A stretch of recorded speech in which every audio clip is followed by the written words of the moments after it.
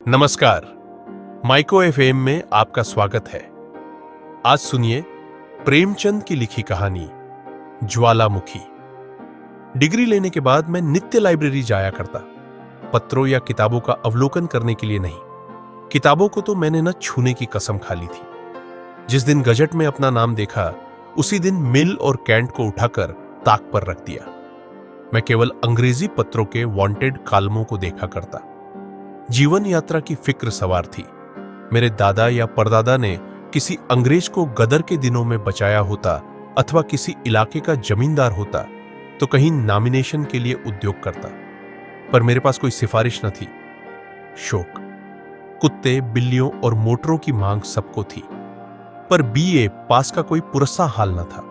महीनों इसी तरह दौड़ते गुजर गए, पर अपनी रुचि के अनुसार कोई जगह नजर न आई। मुझे अक्सर अपने बीए होने पर क्रोध आता था। ड्राइवर, फायरमैन, मिस्त्री, खानसामा या बावर्ची होता तो मुझे इतने दिनों बेकार न बैठना पड़ता। एक दिन मैं चारपाई पर लेटा हुआ एक पत्र पढ़ रहा था कि मुझे एक मां अपनी इच्छा के अनुसार दिखाई दी। किसी रईस को एक ऐसे प्राइवेट सेक्रेटरी की जरूरत थी जो विद्वान, रसिक, सहृदय और रूपवान हो। वेतन 1000 मासिक। मैं उछल पड़ा। कहीं मेरा भाग्य उदय हो जाता और यह पद मुझे मिल जाता तो जिंदगी चैन से कट जाती। उसी दिन मैंने अपना विनय पत्र अपने फोटो से साथ रवाना कर दिया, पर अपने आत्मीय गणों में किसी से इसका जिक्र न किया कि कहीं लोग मेरी हंसी न उड़ाए। मेरे लिए 30 रुपए मासिक भी बहुत थे। 1000 कौन देगा? पर दिल से यह ख्याल दूर न होता। बैठे बैठे शेख चिल्ली के मंसूबे बांधा करता, फिर होश में आकर अपने को समझाता कि मुझ में ऐसे ऊंचे पद के लिए कौन सी योग्यता है। मैं अभी कॉलेज से निकला हुआ पुस्तकों का पुतला हूं, दुनिया से बेखबर। उस पद के लिए एक से एक विद्वान, अनुभवी पुरुष मुंह फैलाए बैठे होंगे। मेरे लिए कोई आशा नहीं। मैं रूपवान सही, सजीला सही, मगर ऐसे पदों के लिए केवल रूपवान होना काफी नहीं होता। विज्ञापन में इसकी चर्चा करने से केवल इतना अभिप्राय होगा कि कुरूप आदमी की जरूरत नहीं, और उचित भी है, बल्कि बहुत सजीलापन तो ऊंचे पदों के लिए कुछ शोभा नहीं देता। मध्यम श्रेणी, तोंद भरा हुआ शरीर, फूले हुए गाल और गौरवयुक्त वाक्य शैली, यह उच्च पदाधिकारियों के लक्षण है, और मुझे इनमें से एक भी मयस्सर नहीं। इसी आशा और भय में एक सप्ताह गुजर गया और अब निराश हो गया। मैं भी कैसा ओछा हूं कि एक बेसिर पैर की बात के पीछे ऐसा फूल उठा। इसी को लड़कपन कहते हैं। जहां तक मेरा ख्याल है, किसी दिल्लगीबाज ने आजकल के शिक्षित समाज की मूर्खता की परीक्षा करने के लिए यह स्वांग रचा है। मुझे इतना भी न सूझा, मगर 8वें दिन प्रातःकाल तार के चपरासी ने मुझे आवाज दी। मेरे हृदय में गुदगुदी सी होने लगी। लपका हुआ आया। तार खोलकर देखा, लिखा, स्वीकार है, शीघ्र आओ, ऐशगढ़। मगर यह सुख संवाद पाकर मुझे वह आनंद न हुआ जिसकी आशा थी। मैं कुछ देर तक खड़ा सोचता रहा, किसी तरह विश्वास न आता था। जरूर किसी दिल्लगीबाज की शरारत है, मगर कोई मुजायका नहीं, मुझे भी इसका मुंह तोड़ जवाब देना चाहिए। तार दे दूं कि 1 महीने की तनख्वाह भेज दो, आप ही सारी कलई खुल जाएगी।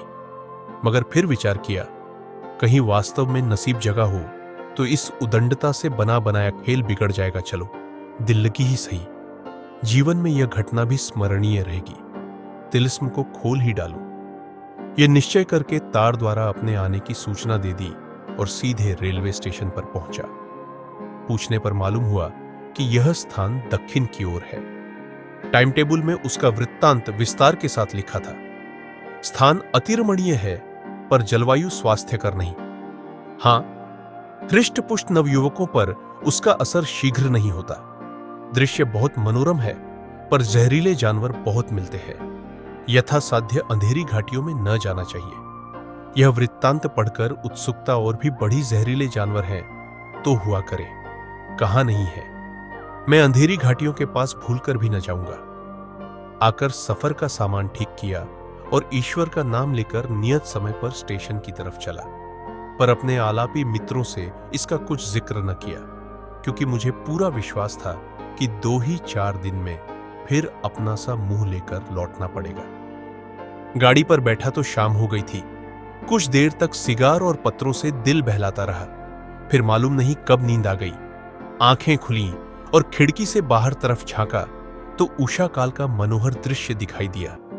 दोनों ओर हरे वृक्षों से ढकी हुई पर्वत श्रेणियां, उन पर चरती हुई उजली उजली गायें और भेड़ें सूर्य की सुनहरी किरणों में रंगी हुई बहुत सुंदर मालूम होती थी। जी चाहता था कि कहीं मेरी कुटिया भी इन्हीं सुखद पहाड़ियों में होती, जंगलों के फल खाता, झरनों का ताजा पानी पीता और आनंद के गीत गाता। यकायक दृश्य बदला। कहीं उजले उजले पक्षी तैरते थे और कहीं छोटी छोटी डोंगियां निर्बल आत्माओं के सदृश्य डगमगाती हुई चली जाती थी। यह दृश्य भी बदला। पहाड़ियों के दामन में एक गांव नजर आया, झाड़ियों और वृक्षों से ढका हुआ, मानो शांति और संतोष ने यहां अपना निवास स्थान बनाया हो। कहीं बच्चे खेलते थे, कहीं गाय के बछड़े किलोले करते थे। फिर एक घना जंगल मिला। झुंड के झुंड हिरण दिखाई दिए, जो गाड़ी की हाहाकार सुनते ही चौकड़ियां भरते दूर भाग जाते थे। यह सब दृश्य स्वप्न के चित्रों के समान आंखों के सामने आते थे और एक क्षण में गायब हो जाते थे।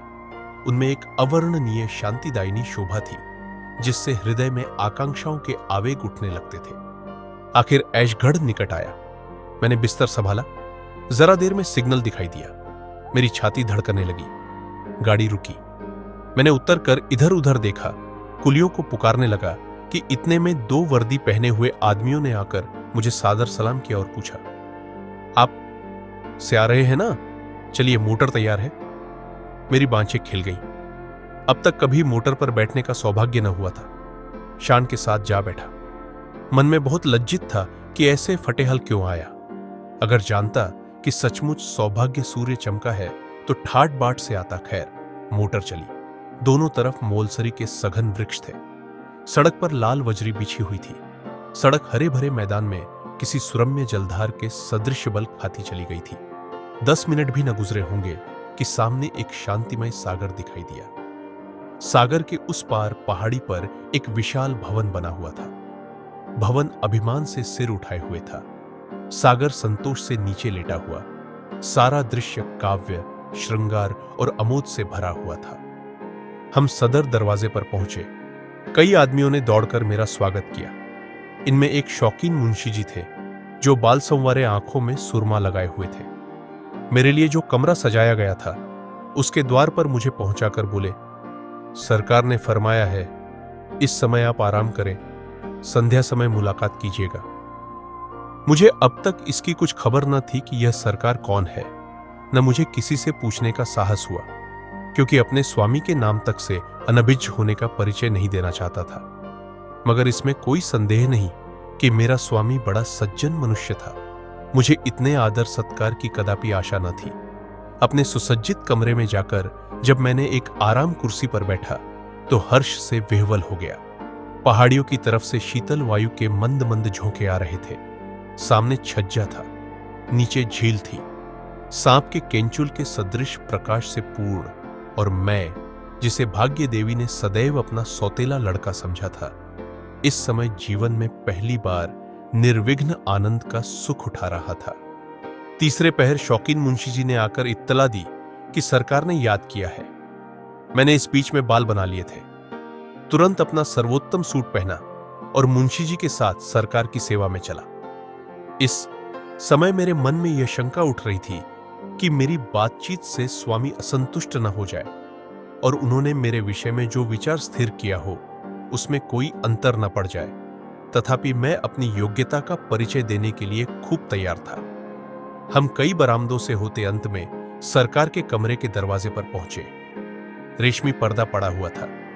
मुंशी जी ने पर्दा उठाकर मुझे इशारे से बुलाया। मैंने कांपते हुए हृदय से कमरे में कदम रखा और आश्चर्य से चकित रह गया। मेरे सामने सौंदर्य की एक ज्वाला दीप्तिमान थी। फूल भी सुंदर है और दीपक भी सुंदर है। फूल में ठंडक और सुगंधि है, दीपक में प्रकाश और उद्दीपन। फूल पर भ्रमर उड़ उड़कर उसका रस लेता है, दीपक में पतंग झलकर राख हो जाता है। मेरे सामने कारचुबी मनसद पर जो सुंदरी विराजमान थी, वह सौंदर्य की एक प्रकाशमय ज्वाला थी। फूल की पंखुड़ियां हो सकती है, ज्वाला को विभक्त करना असंभव है। उसके एक एक अंग की प्रशंसा करना ज्वाला को काटना है। वह नक्शिक एक ज्वाला थी, वही दीपक, वही चमक, वही लालिमा, वही प्रभा। कोई चित्रकार सौंदर्य प्रतिमा का इससे इच्छा चित्र नहीं खींच सकता था। रमणी ने मेरी तरफ वात्सल्य दृष्टि से देखकर कहा, आपको सफर में कोई विशेष कष्ट तो नहीं हुआ? मैंने संभल कर उत्तर दिया, जी नहीं, कोई कष्ट नहीं हुआ। रमणी, यह स्थान पसंद आया? मैंने साहसपूर्ण उत्साह के साथ जवाब दिया, ऐसा सुंदर स्थान पृथ्वी पर ना होगा। हां, गाइड बुक देखने से विदित हुआ कि यहां का जलवायु जैसा सुखद प्रकट होता है, यथार्थ में वैसा नहीं। विषैले पशुओं की भी शिकायत है। यह सुनते ही रमणी का मुख सूर्य कांतिहीन हो गया। मैंने तो चर्चा इसलिए कर दी थी जिससे प्रकट हो जाए कि यहां आने में मुझे भी कुछ त्याग करना पड़ा है, पर मुझे ऐसा मालूम हुआ कि इस चर्चा से उसे कोई विशेष दुख हुआ। पर क्षण भर में सूर्यमंडल से बाहर निकल आया। बोली, यह स्थान अपनी रमणीयता के कारण बहुधा लोगों की आंखों में खटकता है। गुण का निरादर करने वाले सभी जगह होते हैं, और यदि जलवायु कुछ हानिकर हो भी तो आप जैसे बलवान मनुष्य को इसकी क्या चिंता हो सकती है। रहे विषैले जीव जंतु, वह अपने नेत्रों के सामने विचर रहे हैं। अगर मोर, हिरण और हंस विषैले जीव है, जो निस्संदेह यहां विषैले जीव बहुत है। मुझे संशय हुआ कहीं मेरे कथन से उसका चित्त खिन्न न हो गया हो। गर्व से बोला, इन गाइड बुकों पर विश्वास करना सर्वथा भूल है।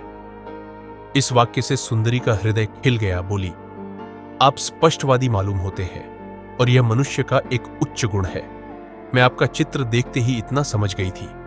आपको यह सुनकर आश्चर्य होगा कि इस पद के लिए मेरे पास 1 लाख से अधिक प्रार्थना पत्र आए थे।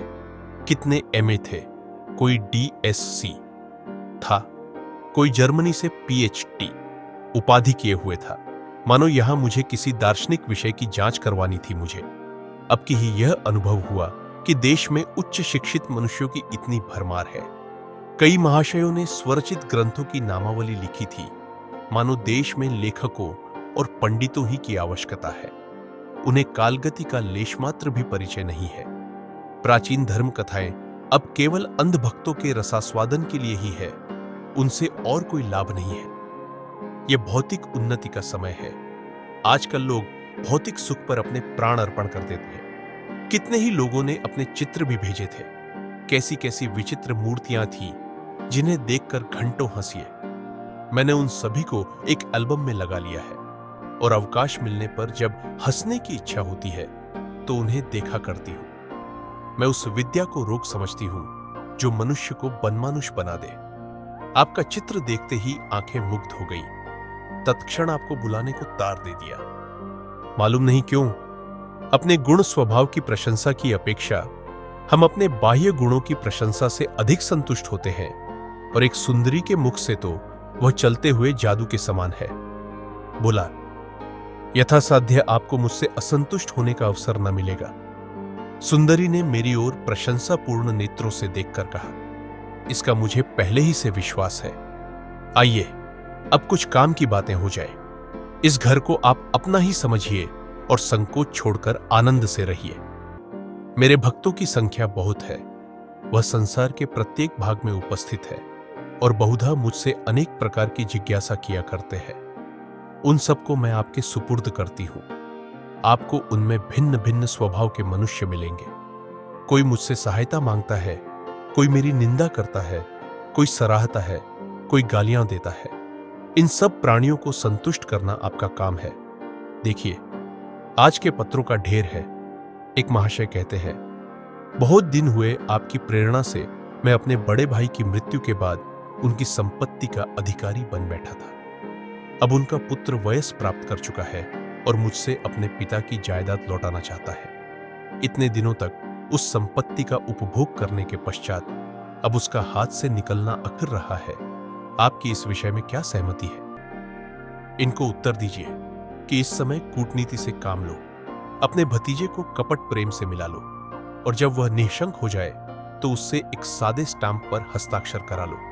इसके पीछे पटवारी और अन्य कर्मचारियों की मदद से इसी स्टाम्प पर जायदाद का बेनामा लिखा लो। यदि 1 लगाकर 2 मिलते हो तो आगा पीछा मत करो। यह उत्तर सुनकर मुझे बड़ा कौतूहल हुआ।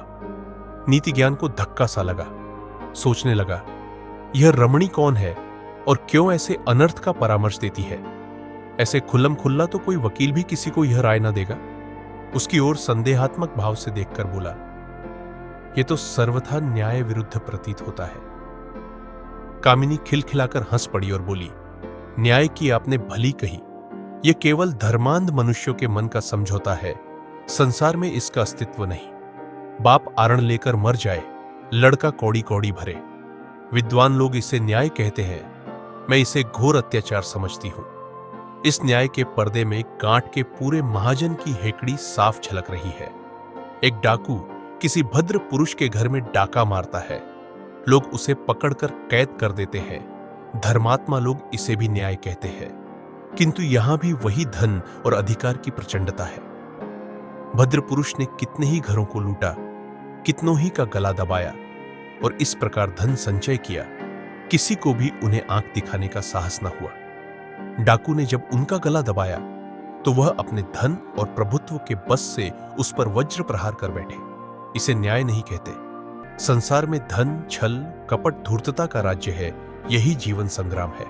यहां प्रत्येक साधन जिससे हमारा काम निकले, जिससे हम अपने शत्रुओं पर विजय पा सके, न्यायानुकूल और उचित है।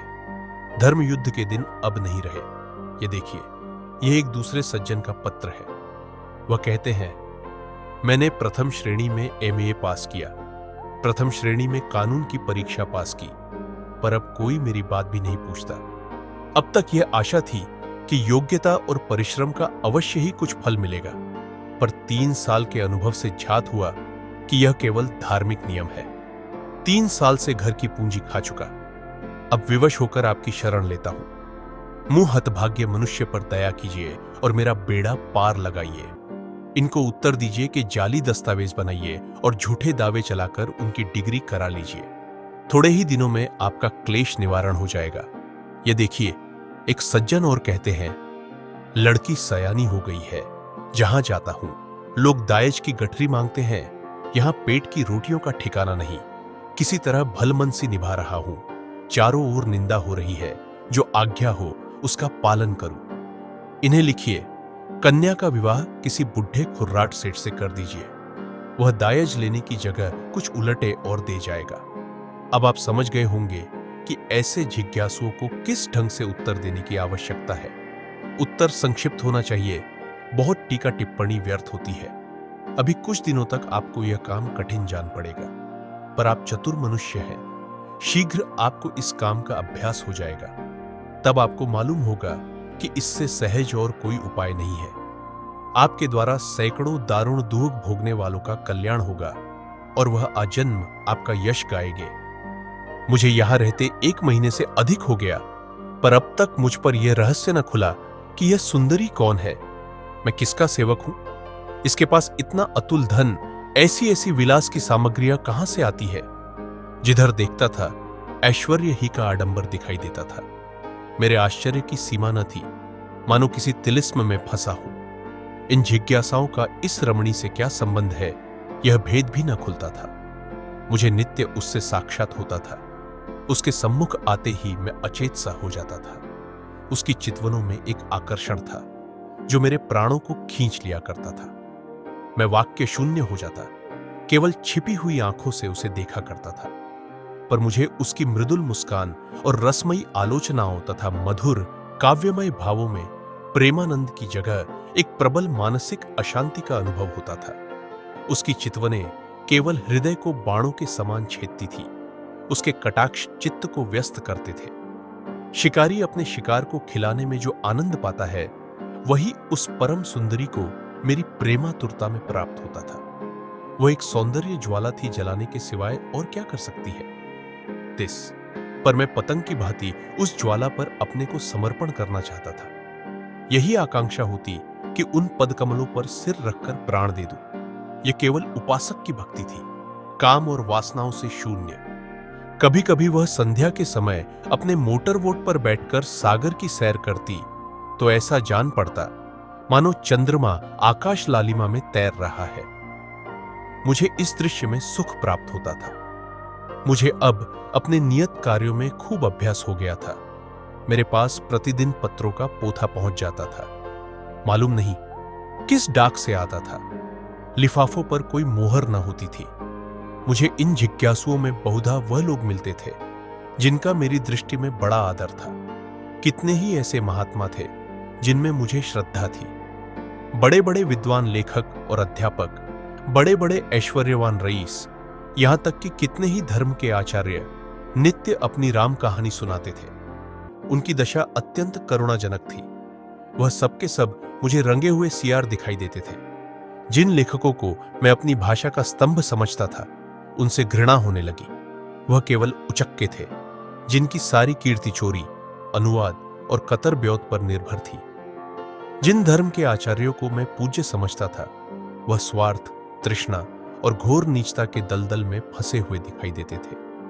मुझे धीरे धीरे यह अनुभव हो रहा था कि संसार की उत्पत्ति से अब तक लाखों शताब्दियां बीत जाने पर भी मनुष्य वैसा ही क्रूर, वैसा ही वासनाओं का गुलाम बना हुआ है। बल्कि उस समय के लोग सरल प्रकृति के कारण इतने कुटिल, दुराग्रहों में इतने चालाक न होते थे। एक दिन संध्या समय उस रमणी ने मुझे बुलाया। मैं अपने घमंड में यह समझता था कि मेरे बांकपन का कुछ न कुछ असर उस पर भी होता है। अपना सर्वोत्तम सूट पहना, बाल संवारे और विरक्त भाव से जाकर बैठ गया। यदि वह मुझे अपना शिकार बनाकर खेलती थी तो मैं भी शिकार बनकर उसे खिलाना चाहता था। जो ही मैं पहुंचा, उस लावण्यमयी ने मुस्कुराकर मेरा स्वागत किया, पर मुख चंद्र कुछ मलिन था। मैंने अधीर होकर पूछा, सरकार का जी तो अच्छा है? उसने निराश भाव से उत्तर दिया, जी हां, 1 महीने से एक कठिन रोग में फंस गई हूं। अब तक किसी भांति अपने को संभाल सकी हूं, पर अब रोग असाध्य होता जाता है। उसकी औषधि निर्दय मनुष्य के पास है। वह मुझे प्रतिदिन तड़पते देखता है, पर उसका पाषाण हृदय जरा भी नहीं पसीजता। मैं इशारा समझ गया। सारे शरीर में एक बिजली सी दौड़ गई। सांस बड़े वेग से चलने लगी। एक उन्मत्तता का अनुभव होने लगा। निर्भय होकर बोला, संभव है जिसे आपने निर्दय समझ रखा हो, वह भी आपको ऐसा ही समझता हो और भय से मुंह खोलने का साहस न कर सकता हो। सुंदरी ने कहा, तो कोई ऐसा उपाय बताइए जिससे दोनों ओर की आग बुझे। प्रियतम, अब मैं अपने हृदय की दहकती हुई विराग्नि को नहीं छिपा सकती। मेरा सर्वस्व आपको भेंट है। मेरे पास वह खजाने हैं जो कभी खाली न होंगे। मेरे पास वह साधन है जो आपको कीर्ति के शिखर पर पहुंचा देंगे। मैं समस्त संसार को आपके पैरों पर झुका सकती हूं। बड़े बड़े सम्राट भी मेरी आज्ञा को नहीं टाल सकते। मेरे पास वह मंत्र है जिससे मैं मनुष्य के मनोवेगों को क्षण मात्र में पलट सकती हूं। आइए, मेरे हृदय से लिपटकर इस दाह क्रांति को शांत कीजिए। रमणी के चेहरे पर जलती हुई आग की सी कांति थी। वह दोनों हाथ फैलाए कामोन्मत्त होकर मेरी ओर बढ़ी। उसकी आंखों से आग की चिंगारियां निकल रही थी, परंतु जिस प्रकार अग्नि से पारा दूर भागता है, उसी प्रकार मैं भी उसके सामने से एक कदम पीछे हट गया। उसकी प्रेमातुरता से मैं भयभीत हो गया, जैसे कोई निर्धन मनुष्य किसी के हाथों से सोने की ईंट लेते हुए भयभीत हो जाए। मेरा चित्त एक अज्ञात आशंका से कांप उठा। रमणी ने मेरी ओर अग्निमय नेत्रों से देखा, मानो किसी सिंहनी के मुंह से उसका आहार छिन जाए, और सरोष होकर बोली, यह भीरुता क्यों? मैं आपका तुच्छ सेवक हूं, इस महान आदर का पात्र नहीं। रमणी, आप मुझसे घृणा करते हैं। यह आपका मेरे साथ अन्याय है। मैं इस योग्य भी तो नहीं कि आपके तलुओं को आंखों से लगाऊं। आप दीपक हैं, मैं पतंग हूं। मेरे लिए इतना ही बहुत है। रमणी नैराश्यपूर्ण क्रोध के साथ बैठ गई और बोली, वास्तव आप निर्दयी हैं। मैं ऐसा न समझती थी। आप में अभी तक अपनी शिक्षा के कुसंस्कार लिपटे हुए हैं। पुस्तकों और सदाचार की बेड़ी आपके पैरों से नहीं निकली। मैं शीघ्र ही अपने कमरे में चला आया और चित्त के स्थिर होने पर जब मैं इस घटना पर विचार करने लगा तो मुझे ऐसा मालूम हुआ कि अग्निकुंड में गिरते गिरते बचा। कोई गुप्त शक्ति मेरी सहायक हो गई। यह गुप्त शक्ति क्या थी? मैं जिस कमरे में ठहरा हुआ था उसके सामने झील की दूसरी तरफ छोटा सा झोपड़ा था। उसमें एक वृद्ध पुरुष रहा करते थे। उनकी कमर तो झुक गई थी, पर चेहरा तेजमय था। वह कभी कभी इस महल में आया करते थे। रमणी न जाने क्यों उनसे घृणा करती थी, मन में उनसे डरती थी। उन्हें देखते ही घबरा जाती, मानो किसी असमंजस में पड़ी हुई है। उसका मुख फीका पड़ जाता, जाकर अपने किसी गुप्त स्थान में मुंह छिपा लेती। मुझे उसकी यह दशा देखकर कौतूहल होता था। कई बार उसने मुझसे भी उनकी चर्चा की थी, पर अत्यंत अपमान के भाव से। वह मुझे उनसे दूर दूर रहने का उपदेश दिया करती थी, और यदि कभी मुझे उनसे बातें करते देख लेती तो उसके माथे पर बल पड़ जाते थे। कई दिनों तक मुझसे खुलकर न बोलती थी। उस रात को मुझे देर तक नींद नहीं आई। उधेड़ बुन में पड़ा हुआ था। कभी जी चाहता, आओ आंख बंद करके प्रेम रस का पान करे, संसार के पदार्थों का सुख भोगे, जो कुछ होगा देखा जाएगा। जीवन में ऐसे दिव्य अवसर कहां मिलते हैं। फिर आप ही आप मन खींच जाता था, घृणा उत्पन्न हो जाती थी। रात के 10 बजे होंगे कि हठात मेरे कमरे का द्वार आप ही आप खुल गया और वही तेजस्वी पुरुष अंदर आए। यद्यपि मैं अपनी स्वामिनी के भय से उनसे बहुत कम मिलता था, पर उनके मुख पर ऐसी शांति थी और उनके भाव ऐसे पवित्र तथा कोमल थे कि हृदय में उनके सत्संग की उत्कंठा होती थी। मैंने उनका स्वागत किया और लाकर एक कुर्सी पर बैठा दिया। उन्होंने मेरी ओर दयापूर्ण भाव से देखकर कहा, मेरे आने से तुम्हें कष्ट तो नहीं हुआ? मैंने सिर झुकाकर उत्तर दिया, आप जैसे महात्माओं का दर्शन मेरे सौभाग्य की बात है। महात्मा जी निश्चिंत होकर बोले, अच्छा तो सुनो और सचेत हो जाओ। मैं तुम्हें यह चेतावनी देने के लिए आया हूं। तुम्हारे ऊपर एक घोर विपत्ति आने वाली है। तुम्हारे लिए इस समय इसके सिवाय और कोई उपाय नहीं है कि यहां से चले जाओ। यदि मेरी बात न मानोगे तो जीवन पर्यंत कष्ट भोगोगे और इस मायाजाल से कभी मुक्त न हो सकोगे। मेरा झोपड़ा तुम्हारे समाने था। मैं भी कभी कभी यहां आया करता था, पर तुमने मुझसे मिलने की आवश्यकता न समझी। यदि पहले ही दिन तुम मुझसे मिलते तो सहस्रों मनुष्यों का सर्वनाश करने के अपराध से बच जाते। निस्संदेह तुम्हारे कर्मों का फल है जिसने आज तुम्हारी रक्षा की। अगर यह पिशाचिनी एक बार तुमसे प्रेमालिंगन कर लेती तो फिर तुम कहीं के नहीं रहते। तुम उसी दम उसके अजायब खाने में भेज दिए जाते। वह जिस पर रीझती है उसकी यही गत बनाती है। यही उसका प्रेम है। चलो इस अजायब घर की सैर करो, तब तुम समझोगे कि आज किस आफत से बचे। यह कहकर महात्मा जी ने दीवार में एक बटन दबाया। तुरंत एक दरवाजा निकल आया। यह नीचे उतरने की सीढ़ी थी। महात्मा उसमें घुसे और मुझे भी बुलाया। घोर अंधकार में कई कदम उतरने के बाद एक बड़ा कमरा नजर आया। उसमें एक दीपक टिमटिमा रहा था। वहां मैंने जो घोर, विभत्स और हृदय विदारक दृश्य देखे, उसका स्मरण करके आज भी रोंगटे खड़े हो जाते हैं। इटली के अमर कवि डैंटी ने नरक का जो दृश्य दिखाया है, उससे कहीं भयावह, रोमांचकारी तथा नारकीय दृश्य मेरी आंखों के सामने उपस्थित था। सैकड़ों विचित्र देहधारी नाना प्रकार की अशुद्धियों में लिपटे हुए भूमि पर पड़े कराह रहे थे। उनके शरीर मनुष्यों के से थे, लेकिन चेहरों का रूपांतर हो गया था। कोई कुत्ते से मिलता था, कोई गीदड़ से, कोई बनबिलाव से, कोई सांप से। एक स्थान पर एक मोटा स्थूल मनुष्य एक दुर्बल शक्तिहीन मनुष्य के गले में मुंह लगाए उसका रक्त चूस रहा था। एक और 2 गिद्ध की सूरत वाले मनुष्य एक सड़ी हुई लाश पर बैठे उसका मांस नोच रहे थे। एक जगह एक अजगर की सूरत का मनुष्य एक बालक को निगलना चाहता था, पर बालक उसके गले में लटका हुआ था। दोनों ही जमीन पर पड़े छटपटा रहे थे। एक जगह मैंने अत्यंत पैशाचिक घटना देखी। 2 नागिन की सूरत वाली स्त्रियां एक भेड़िए की सूरत वाले मनुष्य के गले में लिपटी हुई उसे काट रही थी। वह मनुष्य घोर वेदना से चिल्ला रहा था।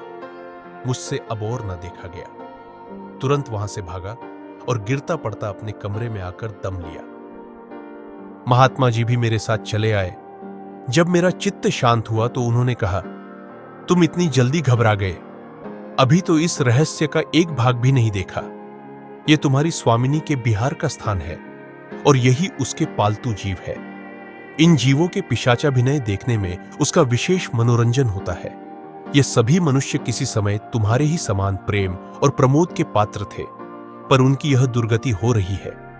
अब तुम्हें मैं यही सलाह देता हूं कि इसी दम यहां से भागो, नहीं तो रमणी के दूसरे वार से कदापि न बचोगे। यह कहकर महात्मा अदृश्य हो गए। मैंने भी अपनी गठरी बांधी और अर्धरात्रि के सन्नाटे में चोरों की भांति कमरे से बाहर निकला।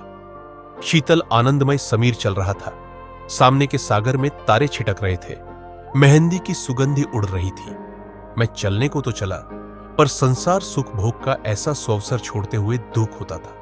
इतना देखने और महात्मा के उपदेश सुनने पर भी चित्त उस रमणी की ओर खींचता था।